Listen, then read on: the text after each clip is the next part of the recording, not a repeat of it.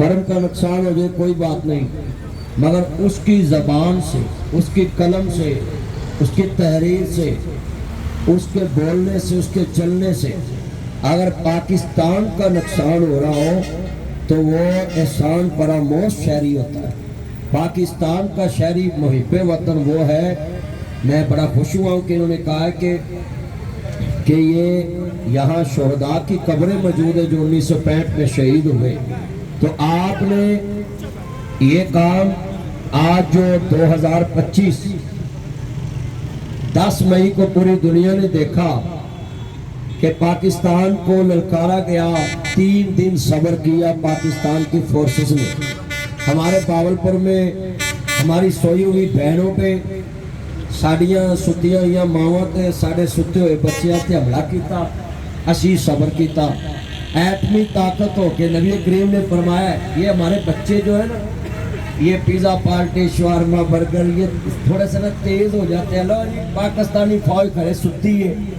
भाई नबी करीम ने फरमाया जब आपके पास ताकत हो और आप बर्दाश्त करें, आप दुनिया को अमन का पैगाम दें तो आपसे बेहतर बहादुर दुनिया में कोई नहीं। पाकिस्तानी फौज ने 3 दिन बर्दाश्त किया। मरीज के में हमला हुआ, मस्जिदें शहीद हुई, मगर हमने सब्र किया। जब ये नूर खां एयरबेस पे इन्होंने हमला किया, ये हमारी बका की अलामत एयरबेस है, वहाँ से आगे कामरा है, वहाँ हमारे जहाज बनते हैं। तो फिर हमने कहा बस ठीक है मोदी जे तू साढ़े तो हुण एटम चलाउणा है, मिसाइल चलाउणे ते असी अपने एटम ते मिसाइल शेख रशीद दे विआह ते चलाउणे। तो बोलो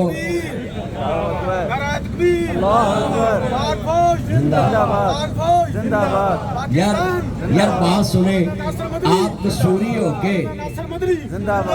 होके आपकी आवाज पाकिस्तान का मतलब क्या?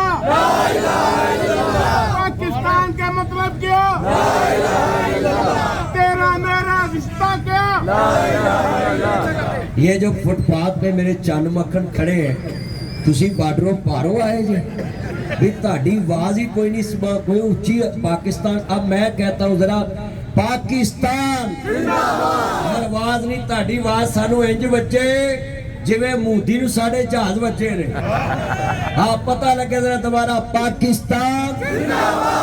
तो मैं 3-4 दिन देखता रहा, साडे पाकिस्तान च कई मेंढक निकलते रहे सोशल मीडिया ते, ओ जी पाकिस्तान सुता है, ओ जी आर्मी सुती है, ओ जी फलाना सुता है। ओए भाई सियासी लीडर ही सौंदे ने, आर्मी नहीं कदी सौंदी। अमन होवे या जंग होवे, पाकिस्तान आर्मी जागदी है। और मेरे सोना चन्न मक्खन मलाई, तू जेड़ा जानू ना पार्कां च फिरना उन्हां दे जागण दी वजह ते फिरना है। जिदन वो सोवे तू ही डेट मारन नहीं जाएगा। तो मैं अपने चन्ना नूं कहांगा पार्कां च फिरना है ना सुकून नाल, ते फिर पाक फौज के नाल कंधा मिलाओ। और मैं सलूट करता हूँ ये जनाब मुस्तफाबाद के जो प्रेस क्लब ने इख्तिमाम किया है, ये जनाब सलूट के काबिल है कि इस जगह पे बरलब सड़क दुनिया को बताया है कि हम वसाइल बहुत कम रखते हैं मगर जज्बात बहुत ज्यादा हमारे पास। मुझे जब आवाज देते तो मैं आता हूँ, और जितने ये लोग मेरे सुन रहे हैं बात, आप सलूट करें। ये सहाफ़ी बरादरी आपके इलाके के मसाइल उठाती रहती है। मैं ISPR और पाक फौज की तरफ से आपका माशाल्लाह चौरी लिहाज गुजर मेरा चांदना है लव यू पुराने मेरे चांद। अल्लाह इनकी उम्र में बरकत डाले। और गुजरा दा खड़ाक तुहानू पता है ये पूरी दुनिया च मशहूर है। और माशाल्लाह साडे पाकिस्तान दी आर्मी च कई अफसर गुजर, तो मैं इनका आना इसके लिए बात से बरकत समझता हूँ कि ये पाकिस्तान में जो सियासत करते हैं आज पाक फौज के साथ खड़े। और ये सियासी लीडर माशाल्लाह शुरू से पाकिस्तान के साथ खड़ा हमारा चंद। ते मैं गुजर साहब के सामने ताड़ी इन्हां दी मौजूदगी च एक बात करना है, लफज जरा ध्यान नाल सुनने।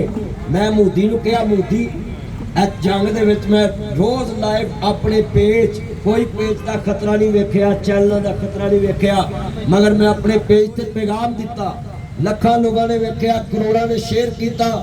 ਉਹ ਪੈਗਾਮ ਕੀ ਸੀ? ਮੈਂ ਹਮੂਦੀ ਡਰ ਉਸ ਦਿਨ ਤੋਂ ਜਦੋਂ ਸਾਡੇ ਡਾਕਟਰ ਦਿੱਲੀ 'ਚ ਬਹਿ ਕੇ ਆਖਣ ਇਹਨੂੰ ਲਾਹੌਰ ਲੈ ਜਾਓ ਇਹਨੇ ਨਹੀਂ ਬਚਣਾ। ਤੋਂ ਦਿੱਲੀ ਵਾਲਿਆਂ ਦਾ ਤੇ ਨਕਸ਼ਾ ਮਿਟ ਜਾਣਾ ਸੀ। ਉਹ ਤੇ ਚਾਚੇ ਟਰੈਂਪ ਨੂੰ ਦੁਆਵਾਂ ਦੇਣ। ਉਹ ਟਰੈਂਪ ਨੂੰ ਜਾ ਕੇ ਨਾ ਮਿਹਨਤ ਕੀਤੀ ਤੇ ਟਰੈਂਪ ਨੇ ਆਖਿਆ ਗੱਲ ਸੁਣੋ, ਸਾਡਾ ਸ਼ੇਰ ਹਰੰਦਿਆ ਹੈ।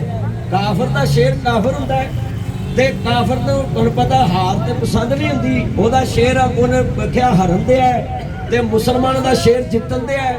ਉਹਨੇ ਆਖਿਆ ਲੈ ਬਈ ਹੁਣ ਮੰਡਾ ਮੰਡਾ ਪਾ ਦੋ। ਕਿਉਂ ਜੀ ਗੁੱਜਰ ਸਾਹਿਬ, ਤੁਸੀਂ ਪਰੇ ਜਾਂਦੇ ਹੀ ਜੇ। ਜਿਹੜੀ ਪਾਰਟੀ ਜਨਾਬ ਭਾਰੀ ਹੋਵੇ ਨਾ ਬੰਦੇ ਚੌਰੀ ਲਿਆਜ਼ ਸਾਹਿਬ ਕਹਿੰਦੇ ਨੇ ਵੀ ਚੌਰੀ ਦਾ ਕੁੱਕੜ ਹਰੇ ਤੇ ਰੌਲਾ ਪੈ ਜਾਂਦਾ ਹੈ ਵੀ ਭਾਈ ਇਹ ਸਹੀ ਤਰ੍ਹਾਂ ਟਾਸ ਨਹੀਂ ਹੋਈ। ਉਹ ਸਾਡਾ ਮੁਸਲਮਾਨਾਂ ਦਾ ਸ਼ੇਰ ਜਿੱਤਣ ਦਿਆ ਸੀ ਤੇ ਚਾਚੇ ਟਰੈਂਪ ਨੂੰ ਨਾ ਮਿਹਨਤ ਕੀਤੀ ਸਾਡੀ ਜਾਨ ਛੁਡਾ। ਤੇ ਉਹ ਚਾਚੇ ਨੇ ਆਖਿਆ ਕੋਈ ਗੱਲ ਨਹੀਂ, ਮੈਂ ਜਰਗਾ ਕਰ ਲੈ। ਤੇ ਸਾਡੀ ਅੱਲਾ ਜਾਣਦਾ ਐਡੀ ਸਿਆਣੀ ਫੌਜ ਤੇ ਐਡੀ ਸਿਆਣੀ ਹਕੂਮਤ ਹੈ। ਇਹਨਾਂ ਫੋਨ ਹੀ ਨਹੀਂ ਉਨੀ ਦਿਨ ਸੁਣਿਆ ਜਿੰਨੀ ਦੇਰ ਮੂਦੀ ਦਾ ਬੇੜਾ ਗਰਕ ਨਹੀਂ ਕਰ ਲਿਆ। ਇਹਨਾਂ ਫੋਨ ਹੀ ਨਹੀਂ ਸੁਣਿਆ ਨਾ ਕਈ ਸਿਗਨਲ ਆਊਟ ਨੇ।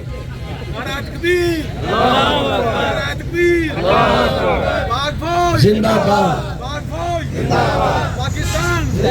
यार वे लो जिद्दी फौज वास्ते ताड़े नारे होने ने। जिद्दी फौज वास्ते पाकिस्तान पाक फौज पाक फजाइया। और तुहानू मैं एक गल दसा, जेड़ा फजाइया दा चीफ है जट ते जट ने कट दिते वट। उच्ची बोलो, फजाइया दा चीफ जेड़ा है।